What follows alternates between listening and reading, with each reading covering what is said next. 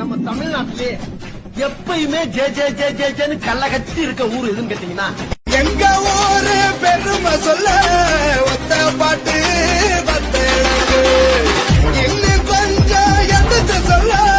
பலநூறு தலைமுறை வேணும்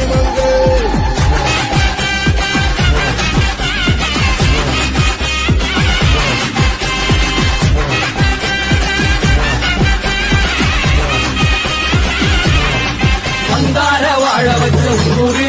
புயல் வந்தாலும் அசையாது பாரு எங்க தென்னாட்டு சிங்கம் வந்து முன்னேற்றி கொண்டு வந்த பொன்னான கதை உண்டு கேளு